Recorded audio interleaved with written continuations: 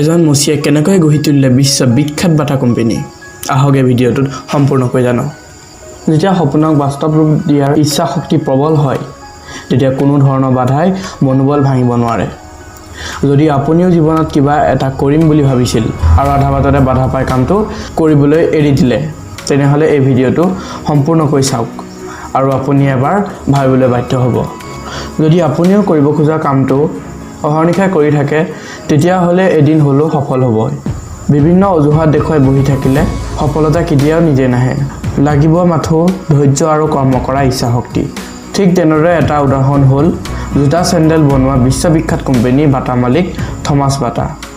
বাটা কোম্পানীৰ জোতা চেণ্ডেল আমাৰ লগত সৰুৰ পৰাই এনেভাৱে জড়িত হৈ পৰিছে যে বহুতেও এতিয়া বাটাক ভাৰতীয় কোম্পানী বুলিয়ে ভাবে। থমাছ বাটা যিয়ে বাটা কোম্পানী গঢ় দিছিল তেওঁ চেক গণৰাজ্যৰ 1874 চনত এটা অতি দৰিদ্ৰ পৰিয়ালত জন্মগ্ৰহণ কৰিছিল। তেওঁ ককাক দেউতাক সকলোৱে মুচি কাম কৰিছিল, গতিকে তেওঁ সেই কামকে কৰিবলৈ লয়।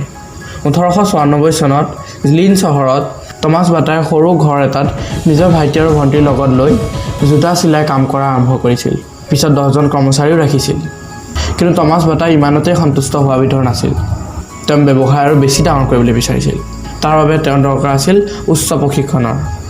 কম সময়ৰ ভিতৰত কেনেকৈ উন্নত মানৰ জোতা বনাব পাৰি তাৰে প্ৰশিক্ষণ ল'বলৈ তেওঁ 1904 চনত আমেৰিকালৈ গৈছিল।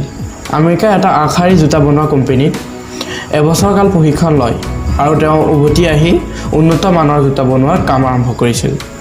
চামৰাৰ জোতা তৈয়াৰ কৰিবলৈ তেওঁৰ ধনৰ অভাৱ হৈছিল, যাৰ বাবে তেওঁ নিজা চিন্তাই কাপোৰৰ পৰা জোতা তৈয়াৰ কৰিবলৈ লয়। যি কেনভাছ জোতা আজিও আমাৰ প্ৰিয়। কাপোৰৰ জোতাৰ ওজন কম আৰু দামো কম হোৱাৰ বাবে মানুহে খুব পচন্দ কৰিবলৈ লয়, যাৰ ফলত বাটা কোম্পানী কিছু উন্নতিৰ দিশে আগবাঢ়ে। তেনে সময়তে থমাছৰ ভাতৃৰ মৃত্যু হয় আৰু ভণ্টিৰ বিয়া হৈ গুচি যায়। তেতিয়া থমাছ বাটা অকলশৰীয়া হৈ পৰে। ইফালে নতুনকৈ আৰম্ভ কৰা কোম্পানীৰ ধাৰাৰ বোজা, যাৰ বাবে তেওঁ বহুতো সমস্যাৰ সন্মুখীন হ'বলগীয়া হয়। তথাপি তেওঁ হাৰ মনা নাছিল। প্ৰতিটো বাধা নেওচি দিন ৰাতি এক কৰি নিজৰ কাম কৰি গৈছিল, যাৰ ফলত বাটা কোম্পানী কিছু নাম কৰিবলৈ সক্ষম হৈছিল। 1914 চনত আৰম্ভ হৈছিল প্ৰথম বিশ্বযুদ্ধ। তেতিয়ালৈকে যিহেতু বাটা কোম্পানী কিছু নাম কৰিবলৈ সক্ষম হৈছিল, সেইবাবে সেনাৰ কাৰণে জোতা বনোৱাৰ অৰ্ডাৰ আহিল, গতিকে কৰ্মচাৰীৰ সংখ্যা 10 গুণ বঢ়াই দিলে। 1918 চনত প্ৰথম বিশ্বযুদ্ধ অন্ত পৰিছিল। তেতিয়ালৈকে বাটা কোম্পানীৰ সকলো ঠিকে চলি আছিল। যুদ্ধ শেষ হোৱাৰ পিছত চাৰিওফালে অভাৱ অনাটন দেখা দিলে। মানুহৰ খাবলৈ নোহোৱা হ'ল। তেনেস্থলত জোতা কোনে কিনিব? প্ৰায়বোৰ ডাঙৰ ডাঙৰ কোম্পানী বন্ধ হোৱাৰ পৰ্যায়ত পালে। বাটাৰো একে অৱস্থা হ'ল। বিক্ৰী একেবাৰে নোহোৱা হৈ গ'ল। বাটাই হাৰ মানি বহি থকা নাছিল। এটা বৃহৎ ডাঙৰ সিদ্ধান্ত ল'লে। সকলো ধৰণৰ জোতা আধা দামৰ অৰ্থাৎ 50% ৰেহাই মূল্যত বিক্ৰী কৰাৰ সিদ্ধান্ত ল'লে। কৰ্মচাৰীসকলেও বাটাৰ লগত আহাৰে হিমজুৱে জড়িত হৈ নিজৰ 40% দৰমহা এৰি দিম বুলি সিদ্ধান্ত ল'লে। এয়াই হ'ল মালিক আৰু কৰ্মচাৰীৰ মাজৰ ভাল সম্পৰ্কৰ এটা ডাঙৰ উদাহৰণ। তাৰ পিছতেই হুৰা হুৰা জোতা বিক্ৰী হ'বলৈ ধৰিলে।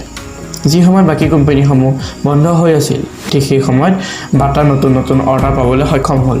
তাৰপিছত আৰু থমাছ বাটাই কেতিয়াও পিছলৈ ঘূৰি চাবলগীয়া নহ'ল। 1932 চনৰ 12 জুলাই তাৰিখে এটা বিমান দুৰ্ঘটনাত থমাছ বাটাৰ মৃত্যু হয়। তাৰপিছত তেওঁৰ পুত্ৰই থমাছ জে বাটাই কাৰ্যভাৰ গ্ৰহণ কৰিয়েই অন্যান্য দেশলৈ ব্যৱসায় কৰিবলৈ আৰম্ভ কৰিলে। প্ৰথমে তেওঁ 1932 চনত চামৰাৰ সন্ধানত ভাৰতলৈ আহে। সেই সময়ত ভাৰতে জাপানৰ পৰা জোতা আমদানি কৰিছিল। তাৰে সুযোগ লৈ কলকাতা চহৰত তেওঁ এটা জোতা বনোৱা কাৰখানা স্থাপন কৰিলে, যিটো বাটাৰ প্ৰথমটো অভাৰচি কাৰখানা আছিল। 1939 চনৰ পৰা বাটাৰ উৎপাদন আৰম্ভ হ'ল। তেওঁলোকৰ উৎপাদন ইমানেই খৰতকীয়া আছিল যে প্ৰতি সপ্তাহত 3500 জোতা লৈ উৎপাদন কৰিছিল। সেইবাবে সমগ্ৰ ভাৰতবৰ্ষতে বাটাৰ জোতা বিয়পি পৰিছিল।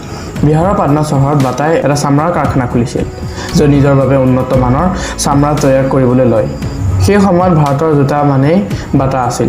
বাটাৰ প্ৰতিজন ভাৰতীয়ৰ মন এনেদৰে প্ৰভাৱ পেলাবলৈ সক্ষম হৈছিল যে এতিয়াও বহুতে বাটাৰ ভাৰতৰ ব্ৰেণ্ড বুলিহে ভাবে। বাটা 18খন দেশত 23টা জোতা বনোৱাৰ কাৰখানা আছে। বিংশ শতিকাৰ আৰম্ভণিতে বাটা ইউৰোপৰ সকলোতকৈ বেছি জোতা বনোৱা কোম্পানী আছিল। 2004 চনত বাটা সকলোতকৈ বেছি জোতা বনোৱা কোম্পানী হিচাপে গিনিজ বুক অৱ ৱৰ্ল্ড ৰেকৰ্ডত স্থান দিয়া হয়। চেক গণৰাজ্যত থমাছ বাটাৰ নামত এখন বিশ্ববিদ্যালয় স্থাপন কৰা হয়, য'ত 10,000তকৈ অধিক ছাত্ৰ ছাত্ৰীয়ে অধ্যয়ন কৰি আছে। শুনি যদি ভাল পালে ভিডিঅ'টো লাইক কৰি দিব, শ্বেয়াৰ কৰি দিব আৰু চেনেলটো ছাবস্ক্ৰাইব কৰি দিব। আজিলৈ ইমানেই। মই দেৱজিৎ শইকীয়া আপোনালোকৰ পৰা বিদায় লৈছোঁ। ধন্যবাদ।